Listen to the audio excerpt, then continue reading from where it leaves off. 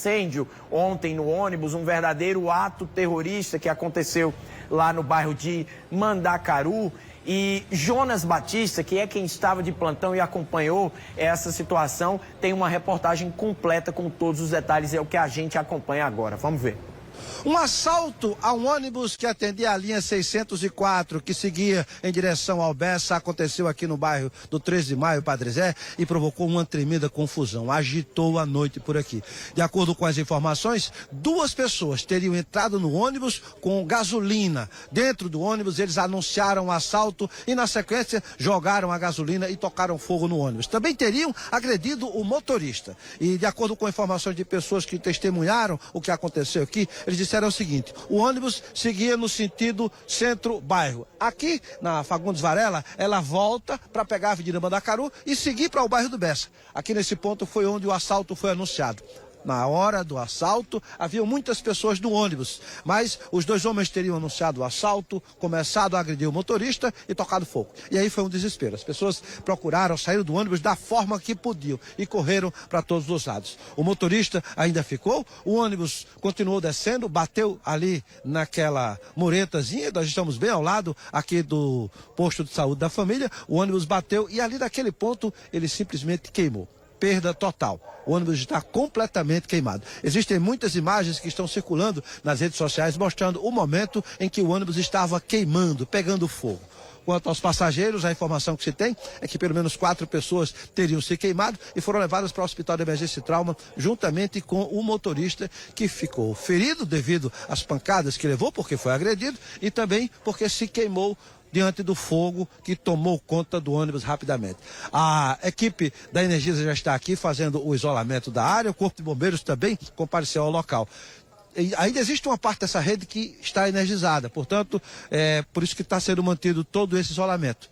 A Fagundes Varela está isolada lá na frente, o ônibus está atravessado aqui na pista, ninguém passa aqui pela Avenida Mandacaru. Agora, por enquanto, ninguém sabe dizer qual teria sido o motivo de terem tocado fogo no ônibus, porque anunciaram o assalto, mas até agora a polícia não tem informação se conseguiram levar objetos dos passageiros. As informações que tivemos foi 2 elementos que entrou dentro do ônibus e deu várias coronhadas no motorista e colocaram combustível dentro do veículo e atearam fogo. Eles, quando entraram no carro, já levavam a gasolina para tocar fogo? Então? Isso. Eles já vieram com o intuito de fazer esse sinistro. As vítimas nos relatou que não foi com o intuito de assalto, foi com o intuito de tocar fogo mesmo no ônibus. O motorista, ele teve vários ferimentos na cabeça, mas não deu para conversar ainda com ele, né? Que, no entanto, a gente queria tirar todo mundo com vida de dentro do ônibus, como assim foi feito. Logo que o fato aconteceu lá no bairro de Mandacaru, as viaturas da Polícia Militar que chegaram no local onde o ônibus estava queimando, fizeram o socorro das pessoas que estavam queimadas. 3 vieram aqui para o Hospital de Emergência e Trauma. O motorista, mais 2 passageiras. A capitã Marilyn, ela é a comandante da 3ª companhia, estava vindo para o trauma e logo que soube, deu toda a assistência à chegada dos queimados aqui. Assim que nós copiamos pelo rádio a situação, estávamos na caminho do trauma, chegamos aqui. Graças a Deus eles foram socorridos pela viatura da Polícia Militar, o motorista e mais 2 passageiras, né? Uma, ela não teve queimaduras, ela apenas pulou, teve torção no pé porque ela pulou pela janela do ônibus, né? E queimaduras foram o motorista e uma passageira. Os passageiros falam que eles entraram no ônibus e... Ali mesmo, Padre Zé? Ali mesmo no Padre Zé. Eles entraram no ônibus e já foram falando que corre, mas dizendo que corresse, mas proibindo que o motorista abrisse a porta de trás, né? A história que eles falaram foram essas, que proibiu o motorista de abrir a porta de trás e jogaram gasolina, tocaram fogo. Elas conseguiram puxar a porta e ainda algumas saíram pela porta de trás e uma outra que foi trazida para cá também para socorrer porque torceu o pé foi quem pulou a janela. Essa foi a informação que foi passada pelos próprios passageiros para nós. Tá aí, um verdadeiro absurdo que isso tenha acontecido aqui na nossa capital. A CEMOB, que é a Superintendência de Mobilidade Urbana de João Pessoa, já informou que, apesar do terrorismo praticado contra este ônibus do transporte público na noite de ontem, a circulação do transporte público na capital nesta quarta-feira está normalizada. Nenhuma linha foi retirada de circulação, nenhum ônibus está rodando de forma diferenciada nesta quarta-feira. O transporte público está circulando normalmente aqui em João Pessoa. Duro é as pessoas não ficarem com medo, né? Duro é as pessoas não ficarem com medo diante de uma sensação tão grande de insegurança que acomete os paraibanos nesse momento. Boa sorte para nós.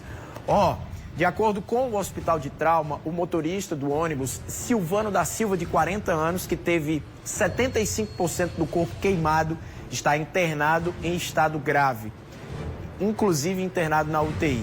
As duas outras vítimas, uma delas, Maricélia do Nascimento Silva, de 30 anos, e a outra, Simone Amaral Costa, de 27 anos, foram atendidas na unidade com queimaduras e logo em seguida foram liberadas. A gente vai chamar Carlos Daniel ao vivo a partir de agora, porque ele tem informações atualizadas sobre este ato criminoso, este ônibus que foi incendiado. Vamos nessa, Carlos Daniel. Quais são as novidades sobre isso? Pois é, Oscar, a gente continua falando um pouco mais sobre essa noite de terror vivida aí por esses passageiros diante desta situação. Agora, o que alenta um pouco o coração, né? Porque o Corpo de Bombeiros daqui da capital conseguiu agir rápido, assim que foram acionados, chegar ao local e controlar toda aquela situação para evitar que o pior ainda mais acontecesse. Por isso que a gente vai conversar com o Tenente Ataíde, que atendeu essa ocorrência. Era ali por volta das 8h30, 9 da noite, né, Tenente? Quando vocês chegaram ao local. Chegando ali, o que vocês encontraram? Bom dia. Olá, bom dia a todos. Então, foi acionado o Corpo de Bombeiros com a informação que teria um incêndio no ônibus. Então, o Corpo de Bombeiros se prontificou, rapidamente chegou ao local. Foi observado que realmente se tratava do ônibus, estava em chamas, chamas muito fortes, muito altas, na verdade, e também tinha um vazamento de combustível. Então, se preocupamos primeiramente na segurança do local, evacuamos o maior número de pessoas próximas ao local do sinistro. No caso, tinham pessoas nas residências, pessoas nas casas próximas. Retiramos de lá para prover segurança do local. Deu vazamento de combustível, então se preocupamos com isso, combatemos rapidamente o incêndio no ônibus e não temos dificuldade em relação ao combate. Então aguardamos a Polícia Civil para fazer a perícia e tivemos apoio também da Polícia Militar no local, tivemos a Energisa também no local. Numa situação como essa, as chamas se alastram muito rapidamente, né?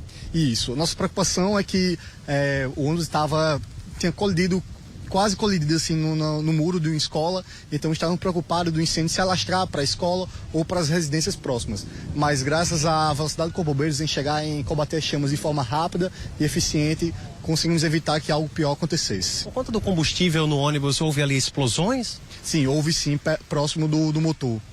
Agora, Tenente, a gente percebe também na situação que onde aconteceu o incêndio fica praticamente do lado de um apartamento e um residencial. Essas pessoas, elas sofreram algum danos, aqueles apartamentos foram atingidos, tem até um mercadinho também na esquina, né? Isso. Quando chegamos lá,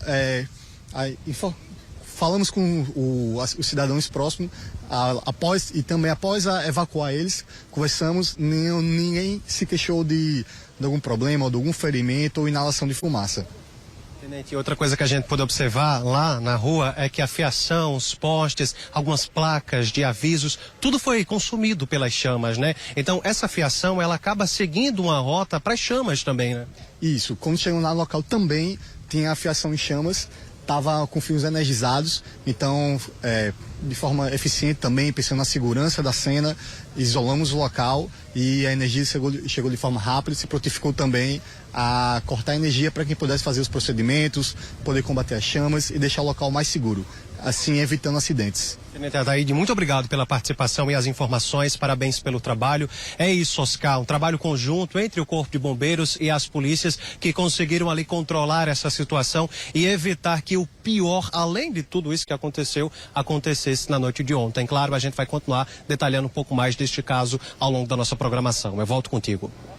Excelente, Carlos Daniel trazendo aí o Tenente Ataíde com mais detalhes sobre essa ocorrência ontem. Tá de parabéns o Corpo de Bombeiros, o pessoal das polícias, a Energisa, que chegaram rapidamente ao local e impediram que isso se transformasse numa tragédia. Agora é hora